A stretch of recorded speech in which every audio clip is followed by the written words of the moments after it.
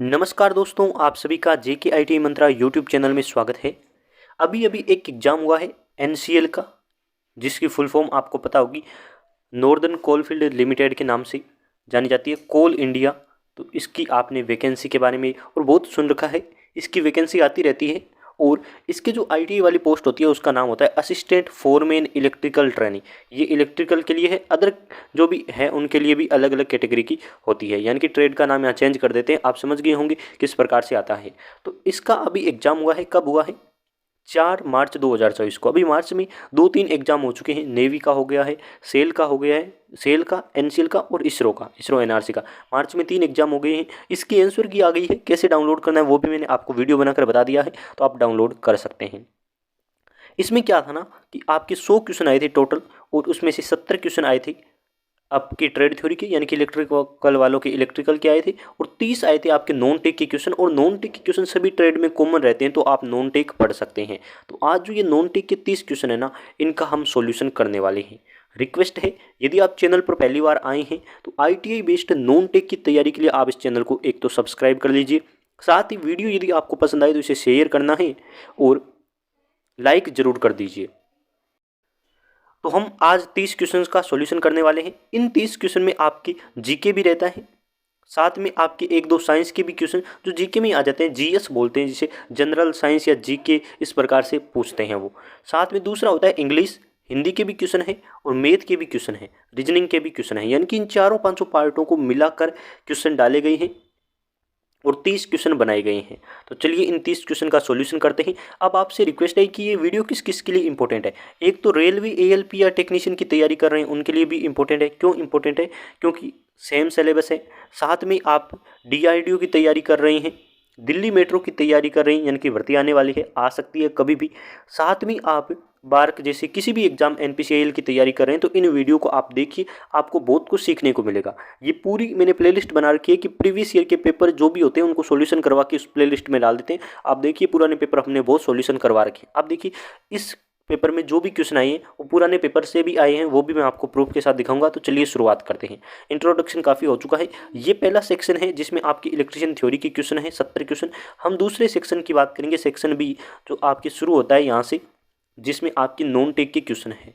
ये आपकी page number 34 से शुरू होता है और यहाँ आपकी ये रही 70 क्वेश्चन। 70 के बाद यहाँ आता है आपके सेक्शन बी, जो आपकी पूरी तरह से नॉन टेक है। इसका हम सॉल्यूशन करने वाले हैं। चलिए शुरुआत करते हैं। Section B, non tech. Question number 1 पूछा है कि एशियन गेम्स 2023 में भाला फेंक में स्वर्ण पदक जीतने वाली पहली भारतीय महिला कौन है? आप देखिए, इसमें पारुल चौधरी ने भी स्वर्ण पदक जीता है, स्वर्ण पदक, गोल्ड मेडल आपकी, और अन्नू रानी ने भी गोल्ड मेडल जीता है। इस बच्चे का आंसर गलत है, उसने ये किया है, लेकिन इसमें पूछा है पहली भारतीय महिला और भाला फेंक में, तो ये आपकी अन्नू रानी, ऑप्शन नंबर ए आएगा। 2023 का एशियन गेम्स है जिसमें गोल्ड मेडल जीता है भाला फेंक में, और अन्नू रानी इसका आंसर है। कितनी दूर भाला फेंका है? तो 62.92, यानी कि 92 मीटर इन्होंने भाला फेंका है। तो ये इसकी रेंज है। ये भी आपसे कभी पूछी जाए तो आप कर दीजिए। बढ़ते हैं दूसरे क्वेश्चन की तरफ। दूसरा क्वेश्चन आपसे पूछा जा रहा है कि 22 से छोटी सभी अभाज्य संख्याओं का योगफल ज्ञात कीजिए। अब देखिए, 22 से छोटी आपको ध्यान रखना है, एक न तो भाज्य संख्या है न अभाज्य संख्या है।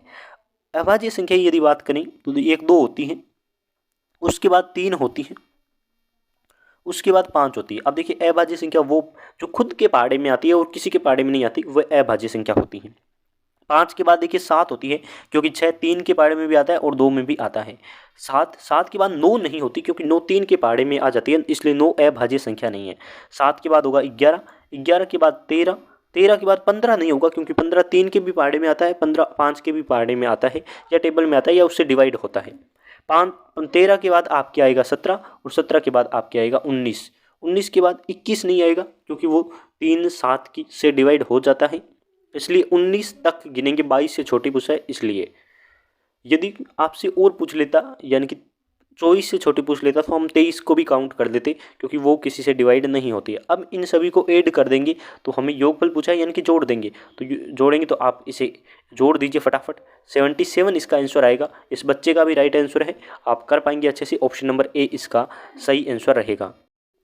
अगले क्वेश्चन की तरफ बढ़ते हैं। देखिए तीसरा क्वेश्चन, इसे एक बार सेट कर देता हूँ मैं। ये देखिए अब क्वेश्चन क्या पूछ रहा है कि fill in the blank with most appropriate adjective. Adjective और ये इंग्लिश के जितने भी टॉपिक है ये मैंने वीके नॉलेज ऐप पर पूरा कोर्स लॉन्च कर रखा है, और इंग्लिश उससे बाहर किसी भी एग्जाम में नहीं आ रही। ये चाहे आप किसी भी एग्जाम का उठा लीजिए, स्क्रीनशॉट बच्चे के आते हैं, रिव्यू आते हैं, तो आप उन्हें एक बार कोर्स में जाकर देख लीजिए। अच्छे से टॉपिक सारे कवर करवा रखे हैं।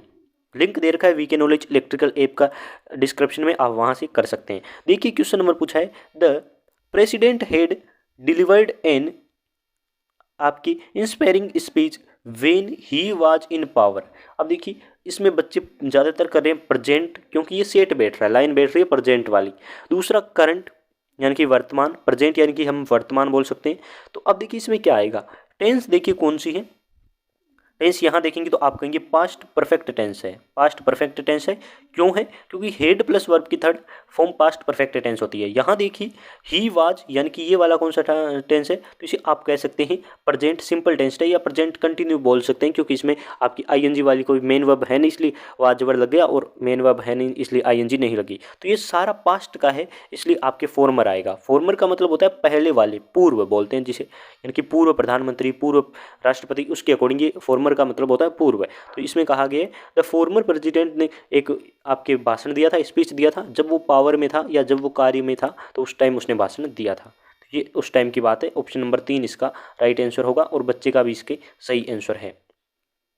आगे देखिए क्वेश्चन क्या पूछ रहा है, चूज द आपकी सिनोनिम, यानी कि जिसे बोलते हैं सिनोनिम, आपकी समानार्थी शब्द जिसका मीनिंग सेम हो। तो वो पूछा है एड्योर का। इस सेंटेंस में जो एड्योर दे रखा है उसका आपको मीनिंग पूछा है, तो आप पढ़ लीजिए इसको, लाइन को मैं आपको समझा दूंगा। एड्योर का मतलब होता है प्रेम, इंग्लिश में बोले तो लव, या फिर आप बोल सकते हैं पूजा या अधिक प्रेम। जो स्नेह, यानी कि मान लेते हैं किसी ने आपका सही से काम किया है, क्विक रिप्लाई किया है, तो आपको जो प्रेम आता है उसे बोलते हैं एड्योर। तो उसका आपके इसमें चारों में से ऑप्शन में से सिनोनिम पूछा है, तो ये होता है आपकी रिवर्स बोल सकते हैं। तो आप इसमें रिवर्स कर सकते हैं, इसका भी मतलब होता है सम्मान या फिर आदर, प्रेम, जो भी आप बोलना चाहिए वो होता है इसका मतलब। तो ये आपकी एकदम सिनोनिम वर्ड है। ऑप्शन नंबर 3 कर देंगे इसमें। आगे देखिए जीके का एक अच्छा सा क्वेश्चन पूछा गया है। ये क्वेश्चन मैंने आपको बहुत बार करवा रखा है, जब डीआरडीओ के लिए क्लासेज लगाई थी, बार्क के लिए क्लासेज लगाई थी, उस टाइम के क्वेश्चन है, और आज भी एग्जाम में बार बार आए हैं। तो जीके वाली क्लासेज आप मेरी जनरल नॉलेज की प्लेलिस्ट में जाकर देखिए। किसी भी एग्जाम की तैयारी कर रहे हैं आप एक बार उस प्लेलिस्ट को रिवाइज करके जाइए। एडमिट कार्ड आने के बाद उस प्लेलिस्ट को देख लीजिए, एग्जाम देने जाइए, आपको बेटर परफॉर्मेंस मिलेगा। ऑप्शन नंबर आपको जो सही है उस पर देखना है सत्य कौन से हैं। तो पहला दे रखा है 8 भारतीय राज्यों में द्विसदनीय विधायिका है, तो ये गलत है। 8 में नहीं है, पहले 7 में थी। अब जम्मू कश्मीर को केंद्र शासित प्रदेश बना दिया गया है, तो अब 6 में हम बोलेंगे 2 आपकी है विधान। ये होती है आपकी 2 क्या होती है विधानसभा, और आप जो राज्य में बोलते हैं उनकी बात कर रहा है। तो अभी हम बात करेंगे कि 6 राज्यों में है, और वो 6 राज्य कौन कौन से, उनके नाम एक बार आप याद कर लीजिए। एक तो है बिहार, दूसरा आपका है कर्नाटक, फिर यदि आपसे पूछे तो महाराष्ट्र, आपको ध्यान रखना है महाराष्ट्र में, एक बार सारे लिख देता हूँ, आपको भी नोट कर लेने, क्योंकि आपसे पूछा जा सकता है। फिर यूपी है, यूपी के पास आंध्र प्रदेश है, एपी लिख रहा हूँ मैं, आंध्र प्रदेश, अरुणाचल प्रदेश नहीं है, आंध्र प्रदेश है, और फिर है आपके तेलंगाना। तो ये आपके 6 वो राज्य हैं जिसमें द्विपक्षीय विधायिका है। राजस्थान में केवल एक ही है विधानसभा, दूसरी वाली नहीं है। अब देखिए इनमें ये हो गई 6 नाम। दूसरा ऑप्शन कह रहा है आंध्र प्रदेश में दूसरी वाली है, तो मैंने अभी अभी आपको एपी लिखा था, आंध्र प्रदेश, हाँ आंध्र प्रदेश में भी दूसरी है। पहले वाला गलत हो गया, दूसरे वाला सही है। आगे कह रहा है लोकसभा और राज्य में जो विधानसभा होती है ना, उनके जो प्रतिनिधि होते हैं वो जनता द्वारा चुने जाते हैं। हाँ, लोकसभा वाले चुनाव में भी हम चुनते हैं, और राज्य में जो विधानसभा होती है उसमें भी जो होते हैं वो भी जनता द्वारा चुने जाते हैं। तो ये राइट है, ऑप्शन नंबर सही होगा। आपकी बी और सी है ना, ये दोनों लाइनें सही है, पहले वाली गलत है। यदि तीनों को सही करना होता ना, ABC सही है, तो यहाँ 8 की जगह 6 लिख देता तो तीनों सही हो जाते। बढ़ते हैं आगे क्वेश्चन की तरफ। आई होप आपको एक्सप्लेन करने का तरीका पसंद आ रहा होगा, क्योंकि मैं हर एक डिटेल से आपको समझा रहा हूँ, और जो भी एग्जाम से इंपॉर्टेंट लाइंस या बन रही है वो आपके लिए बता रहा हूँ। आगे है 3 संख्याओं का योगफल 342 है। कोई भी 3 संख्या है उनको जोड़ने पर 342 आ रहा है। कह रहे हैं पहली संख्या दूसरी संख्या का 3 गुना है, तीसरी संख्या है ना वो दूसरी का 3/4 है। तो आपको दूसरी संख्या बतानी है, तो मैं आपको 2 तरीके से बताऊंगा। एक तो आप मान लीजिए कि दूसरी संख्या को आप कुछ भी मान लीजिए, मैं कह रहा हूँ दूसरी संख्या x है, तो पहली संख्या क्या होगी, तो लिखा है पहली संख्या दूसरी की 3 गुना है, यानी कि पहली संख्या हम 3x मान सकते हैं। यह है पहली संख्या, यह है दूसरी संख्या, और तीसरी संख्या के बारे में कहा कि तीसरी संख्या दूसरी का 3/4 है। तो ये दूसरी है ना, इसका आपकी 3/4 है, तो x का 3/4 है। अब कह रहा है कि इन तीनों का योगफल है ना 342 है, यानी कि अब तीनों को जोड़ते हैं ना तो आपकी क्या आता है, वो 342 आता है। तो हम कह सकते हैं 3x plus x plus 3x/4 कितना आ रहा है, तो 342 आ रहा है। अब हम x की वैल्यू निकाल सकते हैं, एलसीएम लेंगे 4 और ये हो जाएगा आपके 12x, एलसीएम लेना आता होगा ना, फिर 4x प्लस 3x बराबर आपके हो जाएगा 342।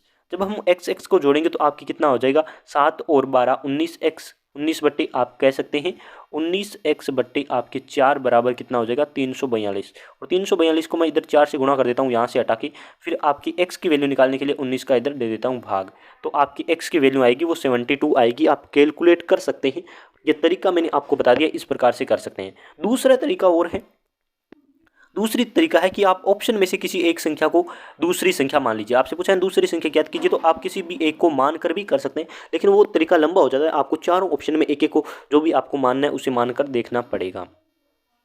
अब ये देखिए बहुत ही सिंपल क्वेश्चन पूछा गया है कि आपको पूछा गया √a बट्टे आपको 361 बराबर दे रखा है 21/19, तो आपको a की वैल्यू पूछी है।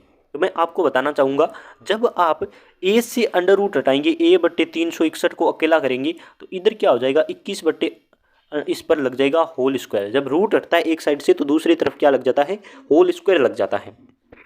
अब देखिए, अब आपको होल स्क्वायर करना है, 21 का होल स्क्वायर जब आप 21 × 21 करके करते हैं तो ये आता है 441, और जब 19 × 19 करके करते हैं तो ये आता है आपके 361। तो ये आप समझ गए होंगे मैं क्या कहना चाह रहा हूँ। ऊपर आएगा 441, नीचे आएगा 361, और बराबर में आपको दे रखा है a/361। जब 361 से 361 कट गया तो a की वैल्यू क्या आएगी, 441। ऑप्शन नंबर ए इसका राइट आंसर होगा। यही तरीका है आंसर करने का। आई थिंक आपको पसंद आया होगा। आगे बढ़ते हैं क्वेश्चन नंबर 8 की तरफ। 8वां क्वेश्चन देखिए कितना अच्छा क्वेश्चन है। आपसे पूछा गया है रीजनिंग का कि एक निश्चित भाषा में हम रिएक्ट को REACT को लिखते हैं 47, तो विलेज को क्या लिखेंगे। अब मैं आपको बता दूं, आर को इंग्लिश में 18वें नंबर पर कहा गया है। आर इंग्लिश में 18वें नंबर पर आती है, ई आपके 5वें नंबर पर आती है, ए है ना वो 1 नंबर पे आता है, और सी 3 नंबर पे आता है, और टी कितने नंबर पे आता है, तो टी आता है आपकी आर के बाद एस और टी, यानी कि 20वें नंबर पर आता है। अब इसको जोड़ दीजिए, 20 और 3 23, एक 24, 24 और 5 29, 29 और 18 कितने होते हैं, तो आप कहेंगे 47, यानी कि 49 होते हैं। यानी कि सारी संख्याओं को आपको लिखा है और उनको जोड़ दिया है। वैसे ही हम विलेज में करेंगे। विलेज में आपकी क्या होता है, ये रही विलेज की स्पेलिंग। अब इसे देखकर कर दीजिए। वी आता है आपके कितने नंबर पर, तो आप कहेंगे वी आता है आपके टी के बाद यू और वी, यानी कि 22 नंबर पर आता है। आई कितने नंबर पर आता है, आई 9 नंबर पे आता है। एल कितने नंबर पर आएगा, 12 नंबर पर, ये एल भी 12 नंबर पर आएगा। ए आएगा 1 नंबर पर, जी आपके 7 नंबर पर आता है ना, 7 नंबर पर, और ई आता है 5 नंबर पर। अब इसको जोड़ दीजिए, क्या आएगा, तो आप कहेंगे 7 5 12 13 25 25, और आप कर सकते हैं इसमें 30, यानी कि 55, और 55 और आपके 23 मान लीजिए तो 68, ये आपके 68 इसका राइट आंसर आएगा। आई थिंक आपको तरीका समझ आ गया होगा। अब आप कर लेंगे। ये देखिए वो क्वेश्चन जो आई थिंक सारे बच्चों ने छोड़ दिया होगा, क्योंकि क्वेश्चन पढ़ने में बड़ा लग रहा है लेकिन है सिंपल। आगे क्वेश्चन देखिए, आप कह रहा है कि दिए गए चार्ट में 5 अलग अलग कंपनियां हैं। ये देखिए ABCDE 5 कंपनियां हैं। 5 कंपनियों से एक कार्यशाला में भाग लेने वाले लोगों की संख्या का प्रतिशत दे रखा है, यानी कि जो भाग ले रहे हैं उन लोगों का प्रतिशत दे रखा है। यदि कंपनी ए से कार्यशाला में भाग लेने वालों की संख्या 560 है, तो बी और ई की हमें औसत संख्या बतानी है। औसत का भी आपको क्वेश्चन पूछ लिया, साथ में इस फॉर्मूले से भी क्वेश्चन पूछ लिया। बहुत अच्छा है। यदि हमें दे दी है कि ए से जितने भी वर्कशॉप में काम करने के लिए लोग आए हैं उनकी संख्या 560 है, लेकिन यहाँ देखिए ए में जो लोग हैं उनका प्रतिशत दे रखा है 14, यानी कि जो टोटल लोग हैं 560, उनका प्रतिशत दे दिया है 14। ये 560 है ना, ये 14% की वैल्यू है। तो हम यदि 1% की वैल्यू निकालना चाहेंगे तो इसमें 14 का भाग दे देंगे, तो 1% की वैल्यू हमारे पास आ जाएगी। 14% की वैल्यू 560 है, तो हम 1% की वैल्यू निकालने के लिए 14 का इसमें भाग दे देंगे। जब आप इसे 14 से डिवाइड करेंगे तो आपके सामने एक संख्या आ जाएगी। कौन सी संख्या आएगी, देखिए मैं आपको करके बता देता हूँ। 14 से आप काटेंगे तो ये आपके सामने आ जाएगी 40 वैल्यू, और ये 40 किसकी वैल्यू है? 1% की वैल्यू है। अब आपसे पूछा है बी और ई के जो लोग हैं उनकी संख्या का एवरेज। तो बी और ई में देखिए, बी में है 22% और ई में है आपकी 18%, यानी हाँ 18%। तो ये टोटल हो गया आपकी कितना? तो आप कहेंगे 40%। 40%, और आप इसे 40 से गुणा करेंगे तब टोटल व्यक्तियों की संख्या आएगी, क्योंकि 1% की वैल्यू है 40। 1% का मतलब है 40 लोग। तो जब हम 40% लोगों को 40 से मल्टीप्लाई करेंगे तो ये आएगा आपके 1600। यानी कि टोटल कितने लोग हैं? तो दोनों का, यानी कि बी और ई को जोड़ने पर टोटल 1600 लोग काम करने हैं। उनका एवरेज निकालेंगे तो एवरेज का फॉर्मूला होता है जितने हैं जोड़ और कितनी कंपनियां भाग ले रही है, 2 कंपनियां, तो ये आपकी 800 आ जाएगा। आई थिंक आपको प्रोसेस समझ आ गया होगा। नहीं आया है तो फिर से आप कमेंट करके पूछ सकते हैं। सिंपल तरीका, 1% की वैल्यू निकाल कर जितने भी टोटल कंपनियों का पूछा है उनका हम जोड़कर इसमें कर देंगे, गुणा करके आंसर निकाल सकते हैं। ये देखिए सिंपल सा क्वेश्चन है और हर एग्जाम में पूछा जाता है कि आपकी 8.2 प्रति केजी, एक चावल है 8.2 रुपये का और एक चावल है आपके 7.5 रुपये का। अब दोनों चावलों को मिला दिया है किसी अनुपात में और अब बेच रहा है नया चावल, तीसरा चावल। देखिए इसके पास, दुकान वाले के पास क्या है, एक चावल है, उसका रेट है आपकी 8 रुपये 2 पैसे या 20 पैसे 1 किलो के। दूसरा चावल है, इसका प्राइस है 7.8 रुपये। अब इसने क्या किया, दोनों चावलों को मिलाकर एक तीसरा चावल निकाल दिया और उसे वो 7.5 रुपये में बेच रहा है। यानी कि अब उसके पास 3 प्रोडक्ट हो गए हैं बेचने के लिए। तो कह रहा है कि इन दोनों को किस अनुपात में मिलाया है। तो इस प्रकार का सिंपल तरीका है। पहले 8.2 लिखा हुआ है, इस 8.2 को यहाँ लिख दीजिए, लिख दिया। अब दूसरा लिखा हुआ है 7.5, इसे 7.5 लिख दीजिए। अब दोनों को मिलाकर कितने में बेच रहा है, तो 7.8 में बेच रहा है, तो 7.8 को बीच में लिख दीजिए। ये देखिए अब क्या करना है, आपको घटाना है, इसको इसमें से घटाना है।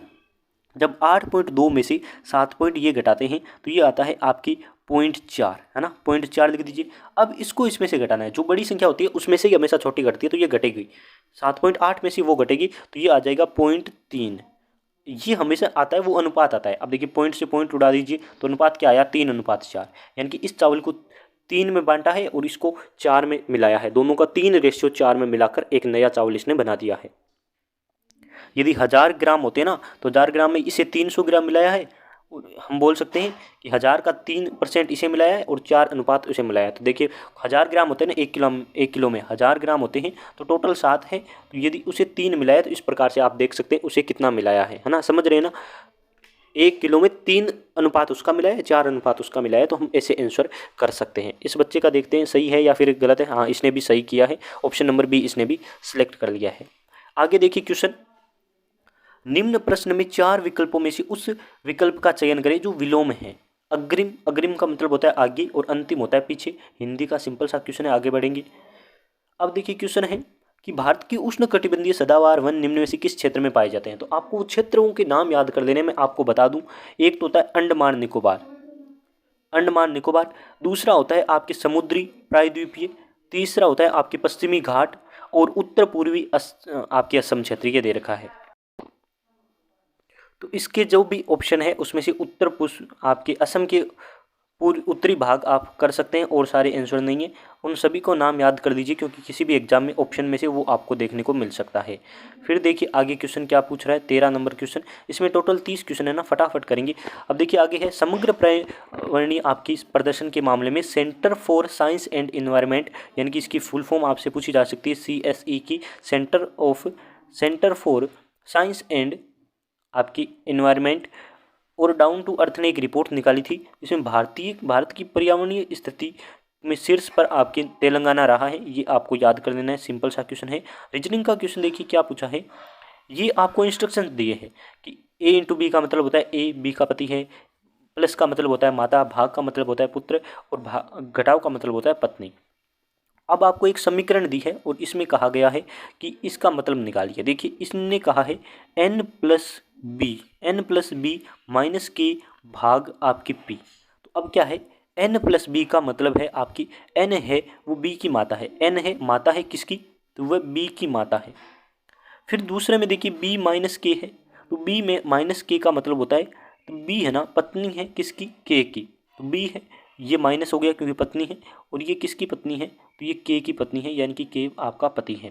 फिर आगे कह रहा है के भाग पी। भाग का मतलब होता है पुत्र है, यानी कि के किसका पुत्र है, तो पी का पुत्र है। यहाँ पी लिखा है इसलिए पी का पुत्र है। ये हम पता नहीं कर सकते कि पी पुरुष है या महिला, लेकिन अब आपसे पूछा है कि के है ना, वो एन की क्या लगता है, के इस एन की क्या लगता है। तो देखिए एन की पुत्री का ये पति है, एन की पुत्री का पति है, और एन है औरत, क्योंकि माइनस दे रखा है। एन एन की पुत्री है उसका पति, यानी कि पुत्री का पति क्या होता है, तो दामाद बोलते हैं। पुत्री का पति भी ऑप्शन में दे रखा है, ऑप्शन नंबर डी करेंगे। आई थिंक आपको समझ आ गया होगा। ये देखिए बहुत ही सिंपल क्वेश्चन दिया है। क्वेश्चन कह रहा है कि किसी निश्चित दूरी को तय करने में एक्स और वाई को इतना समय लगा है इस अनुपात में, तो उनकी चाल बताइए। तो एक फॉर्मूला होता है चाल बराबर दूरी बटा समय, और इसमें कहा गया है कि स्पीड और चाल है ना एक दूसरे की व्युत्क्रमानुपाती होती है। तो यदि हम एक्स और वाई का टाइम देखें तो टाइम लगा है 11:21 में। तो यदि हम स्पीड की बात करें तो एक दूसरे की व्युत्क्रमानुपाती होती है, यानी कि 21:11 हो जाएगी। ऑप्शन नंबर बी कर देंगे। यदि आपको वो पूछ लेता दूरी का अनुपात, तो दूरी का अनुपात उस स्पीड के अनुपात के समानुपाती होता है, लेकिन टाइम के वो भी व्युत्क्रमानुपाती होता है। आगे देखिए क्वेश्चन, नेक्स्ट क्वेश्चन है कि आपकी ये जो ब्रैकेट में दे रखा है वो बताना है कौन सा विशेषण है, कौन सा विशेषण है। तो कहा है पिताजी ने कहा कि उन सभी पक्षियों को आसमान में उड़ा दो। उन, उनका, इनका, ये सारे होते हैं ना, ये सर्वनाम वाले होते हैं, सर्वनाम विशेषण बोलते हैं। यदि संख्यावाचक बोलता तो इस सभी को ब्रैकेट में रखता, तब हम संख्यावाचक करते हैं। आई थिंक आपको समझ आ गया होगा।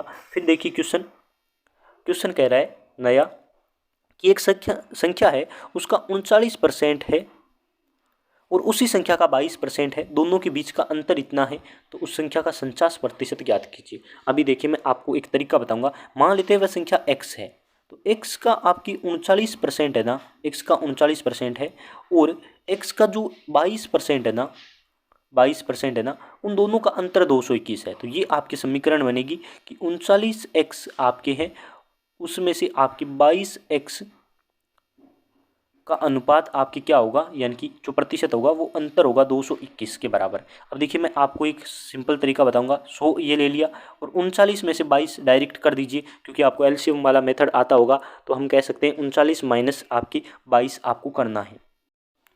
तो आप समझ गए होंगे 17x बट्टे कितने हैं आपके 100 हैं, बराबर कितने हैं 221। जब अब मैं यहाँ 100 की गुणा कर दूंगा तो ये बन जाएगा 17 का भाग दे दूंगा, क्योंकि मुझे x की वैल्यू निकालनी है।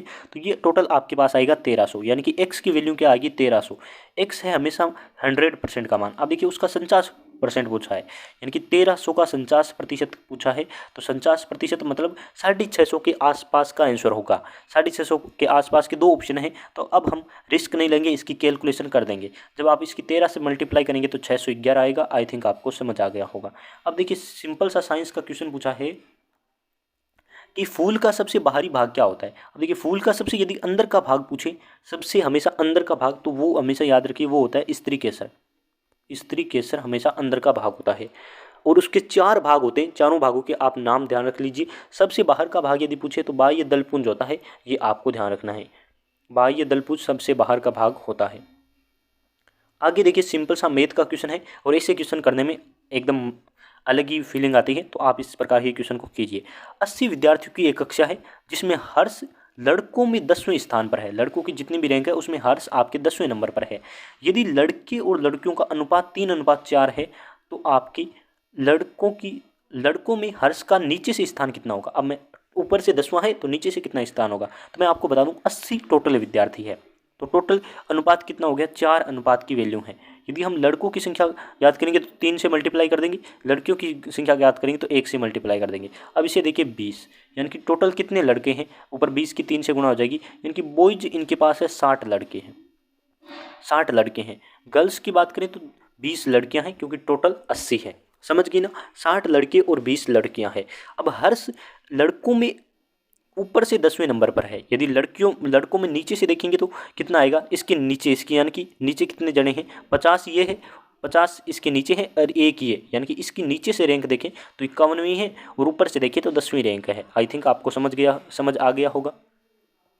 20वां क्वेश्चन देखिए, fill in the blank with most appropriate article. Article करेंगे तो द आर्टिकल आ जाएगा। Rich should pay more tax, यानी कि द रिच, जो रिच है वो स्पेशल है, इसके लिए द आ जाएगा। आगे देखिए क्वेश्चन, भारतीय आपकी राष्ट्रीय कांग्रेस यानी कि जिसे बोलते हैं इंडियन नेशनल कांग्रेस, इस द्वारा के नेतृत्व में असहयोग आंदोलन चला। तो असहयोग आंदोलन महात्मा गांधी ने चलाया। बच्चे ने ये गलत कर दिया है, सिंपल क्वेश्चन था। ऐसे क्वेश्चन मैंने DRDO सीरीज के लिए करवाए थे, बार्क के लिए करवाए हैं, तो आप ऐसे क्वेश्चन जरूर देखिए। 1920 में शुरुआत हुई थी। यदि आपसे डेट पूछे तो 5 सितंबर 1920 थी। 5 सितंबर 1920 थी। और कब तक चला तो आपको ध्यान रखना है, फरवरी 1922 तक चला। 1922 तक चला। फिर बंद क्यों कर दिया गया? चोरा चोरी घटना आपको याद होगी, तो उसी के कारण बंद कर दिया गया। काफ़ी मेहनत की है। आई थिंक आपको ये वीडियो पसंद आएगी और आप शेयर भी करेंगे। ये क्वेश्चन देखिए सिंपल है, कंपाउंड इंटरेस्ट निकालना है। कंपाउंड इंटरेस्ट का फॉर्मूला होता है ए, यानी कि आपकी जो टोटल ब्याज और जो आपने राशि दी थी दोनों को मिश्र धन बोलते हैं इसे। इसका फॉर्मूला होता है P इंटू 1 + R/100 और स्क्वायर में लगाते हैं टाइम, N यानी कि टाइम। तो अब इसमें देखिए क्या आपको दे रखा है, 50,000 रुपये दे रखे हैं 2 वर्ष के लिए। आप ऑप्शन के अकॉर्डिंग करके या फॉर्मूला लेके आप कर सकते हैं। मैं ऑप्शन के अकॉर्डिंग करूंगा। तो देखिए इसमें क्या है, ए की जगह लिखेंगे हम टोटल, ए हम निकालेंगे और देखिए पी की जगह हमारी जो वैल्यू जिसे हमने दिया है ब्याज पर वो लिखेंगे। तो 50,000 4 जीरो लगा देंगे और इंटू 1 + R यानी कि 42% है, R यानी कि होती है रेट दर, और बट्टे 100 ऊपर N लिखेंगे, N यानी कि टाइम कितना है। तो टाइम मैं ऑप्शन के अकॉर्डिंग एक बार 2 वर्ष मान लेता हूँ, ऊपर 2 लिखूंगा, 2 का स्क्वायर करूंगा। अब आपको समझ आ गया होगा क्या करेंगे, 50,000 4 जीरो इंटू जब 1 + 42/100 को इसे हल करेंगे तो आ जाएगा 142 और स्क्वायर यानी कि एक चीज़ को 2 बार लिखना होता है। जब नीचे से 4 जीरो ऊपर वाले 4 जीरो को कट कर देंगे, फिर ये गुणा करेंगे, गुणा करेगा तब आपके पास आएगा, मैं आपके सामने एक बार लंबा लंबा रख रहा हूँ, 1,50,000 ऐसे करके कुछ आएगा। तो आप घटाकर देख सकते हैं, इसका आंसर ऑप्शन नंबर डी आएगा। टाइम कम है, मुझे लगता है रिस्पांस अच्छा नहीं मिलेगा क्योंकि इस प्रकार की वीडियो में बहुत कम रिस्पांस मिलता है, इसलिए मैं आपको फटाफट करवा रहा हूँ। तरीका बता दिया, आप कर लीजिए। रक्षा मंत्रालय ने से भारतीय आयु के 6 आपके डोर्नियर 228 विमानों को खरीदकर एक अनुबंध हस्ताक्षर किए हैं। तो किसके साथ किया है, हिंदुस्तान एरोनॉटिक्स लिमिटेड। और इसमें वैकेंसी आती रहती है, मैंने वैकेंसी के लिए अपडेट भी दी है। तो हिंदुस्तान एरोनॉटिक्स लिमिटेड से रक्षा मंत्रालय ने एक समझौता किया है। आगे देखिए क्वेश्चन, ये बहुत ही अच्छा क्वेश्चन है, इस प्रकार के क्वेश्चन भी आने चाहिए। क्वेश्चन नंबर 24 कि यदि प्रत्येक शब्द के अक्षरों को हम वर्ण क्रम में लिखते हैं तो कितने शब्द ऐसे हैं जो चेंज नहीं होंगे, जो लिखा हुआ है वो वही रहेगा। वर्ण अनुक्रम का मतलब होता है ABCD में ए पहले आ गया तो ए को पहले लिखना है, C और E है और अब उसके बाद B है। तो अब इसको वर्ण अनुक्रम में लिखना है तो A लिखेंगे, फिर B लिखेंगे क्योंकि B आता है, फिर C लिखेंगे और फिर E लिखेंगे। ये सही वर्ण अनुक्रम है, समझ गए होंगे। तो GTR में क्या है, GTR में क्या है, R T से पहले आएगा क्योंकि R पहले आता है। CSE में क्या है, ये E पहले आएगा, ये S बाद में आएगा। OUI में क्या है, I पहले आएगी फिर वर्ण अनुक्रम बनेगा।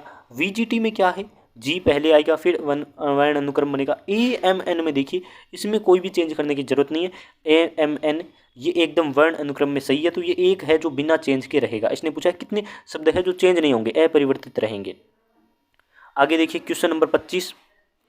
क्वेश्चन नंबर 25 कह रहा है कि ए किसी काम को 21/2 दिन में कर सकता है, बी उसे 25/2 दिन में कर सकता है, तो साथ मिलकर वे इतने रुपए कमाते हैं, तो ए को कितने रुपए मिलेंगे। अब मैं आपको बता दूं, ए है इसको यहाँ लिख दीजिए, बी को यहाँ लिख दीजिए। ए कितने दिनों में कर सकता है, 21/2 दिन में कर सकता है। बी है उसे 25/2 दिन में कर सकता है। दोनों के पास नीचे 2 है, एक बार मन में काट लीजिए, इन दोनों का एलसीएम लीजिए और जो एलसीएम आएगा ना उसे बोलते हैं हम टोटल वर्क।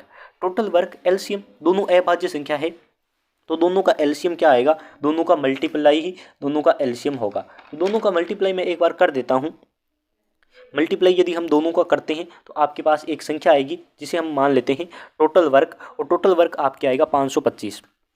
525 क्यों आएगा, क्योंकि एलसीएम ले रहे हैं और एलसीएम दोनों की मल्टीप्लाई है 525। अब हम दोनों की निकाल लेते हैं एफिशिएंसी। एफिशिएंसी निकालने के लिए फॉर्मूला होता है टोटल वर्क में जो टाइम ले रहे हैं उसका भाग दे दो, एफिशिएंसी आ जाएगी। तो टोटल वर्क 525 है, इसमें भाग देंगे एक की इसका 21 का, तो ये एफिशिएंसी इसकी आ जाएगी। जो भी एफिशिएंसी इसकी आएगी वो आएगी 25, और बी के निकालने के लिए 525 में हम 25 का भाग देंगे तो इसकी एफिशिएंसी आ जाएगी 21। अब ये आपको बात ध्यान रखनी है। अब हम निकालेंगे इसका जो हिस्सा है ना वो वाला हिस्सा। तो एक फॉर्मूला होता है वर्क बराबर एफिशिएंसी इनटू टाइम।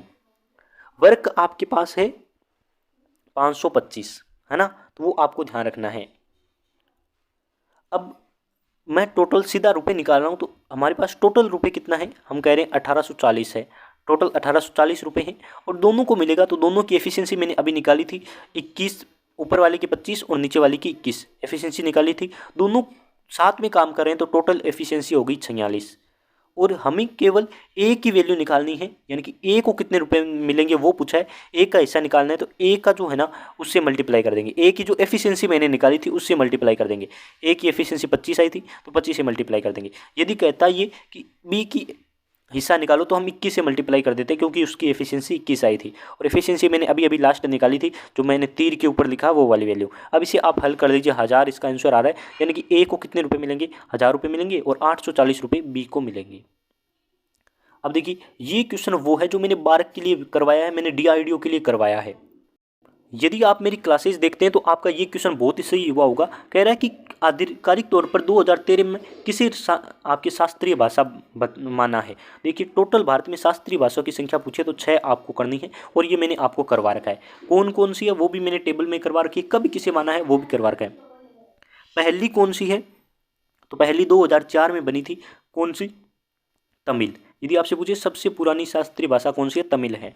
दूसरी आपसे पूछे सेकंड, तो सेकंड आपकी कब बनी थी, वो आप 2005 में बता सकते हैं, 2005 में संस्कृत है। उसके बाद देखिए 2005 के बाद आपकी 2008 में 2 भाषाएं बनी हैं, 2008 में 2 भाषाएं बनी हैं, कौन कौन सी, एक कन्नड़ और एक तेलुगु।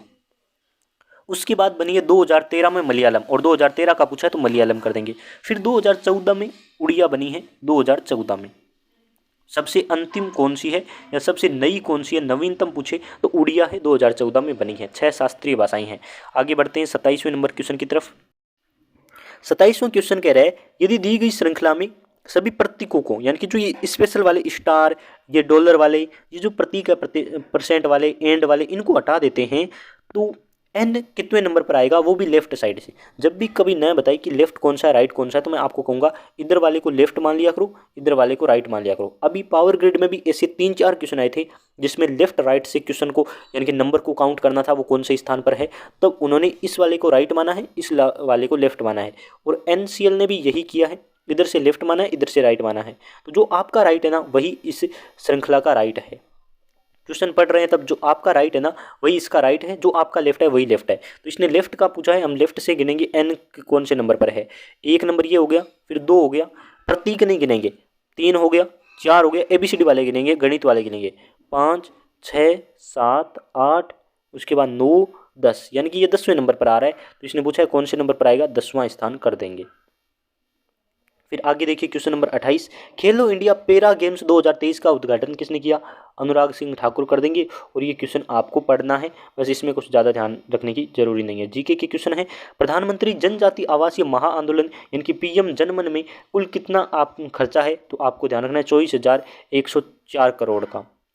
फिर देखिए 30वां क्वेश्चन लास्ट आपका क्वेश्चन है कि एक व्यापारी ने एक फ्रिज 20% के लाभ पर लिया है और बेचा है, तो उसे 15,600 रुपये मिले हैं। यदि वह ब्रेक इवन में बेचता, यदि न तो उसे लाभ होता न ही घाटा होता, जितने में लिया उतने में बेचता, तो फ्रिज की कीमत क्या होती। या फिर ये डायरेक्ट पूछ रहा है कि फ्रिज कितने में खरीदा, ऐसा ये पूछना चाह रहा है। तो मान लेते हैं कोई संख्या है, उसका 20% फ़ायदा लिया है, यानी कि जो उसकी वैल्यू है उससे 20% अधिक, यानी कि 120 बोलते हैं। 120 क्यों बोलते हैं, क्योंकि 100% हर संख्या अपने आप में होती है। लाभ में +20 करते हैं यानी कि 120 हो जाता है, माइनस में और हानि में आपके -20 करते हैं यानी कि 80 हो जाता है। तो यहाँ मैंने 120 लिखा, उसकी वैल्यू है 15,600 रुपये, है ना। तो ये कर दिया। अब मैं आपकी इसमें काटा पीटी कर देता हूँ, ये 0 से 0 काट दिया, इसे मैं काटता हूँ 5 बार, एक बार नहीं काटते हैं, चलो इसे कर देते हैं। 0 से 0 काटा और ये हो गया आपकी 12/10। तो x की वैल्यू निकालने के लिए मैं क्या करूँगा, 15,600 में जो आपकी वैल्यू है 12 × 10 कर दूंगा। यहाँ आएंगे तो उल्टा हो जाएंगे, 12 से काटेंगे, 12 × 1 = 12 और फिर आपकी 12×3 = 36 और 2 0 और ये 1 0 इसके साथ और लग जाएगा, यानी कि 13,000 रुपये में वह बेचता, न उसे फ़ायदा होता और न ही कोई नुकसान। तो ये राइट आंसर था। आई थिंक आपको एक्सप्लेन करने का तरीका पसंद आया होगा। लाइक शेयर की उम्मीद करते हैं। किसी भी एग्जाम की तैयारी कर रहे हैं, नॉन टेक की PDF हमारे पास पड़ी है, 750 क्वेश्चन की आप ले सकते हैं। और इलेक्ट्रिशियन थ्योरी के 500 क्वेश्चन की PDF हमारे पास पड़ी है, आप ले सकते हैं। टेलीग्राम का लिंक दे रखा है, उस पर मैसेज करना है। और इस वीडियो को शेयर कर दीजिए। हर इस प्रकार की छोटी बड़ी अपडेट और पेपर हम सॉल्यूशन करवा देते रहते हैं। बहुत बहुत धन्यवाद आप सभी का।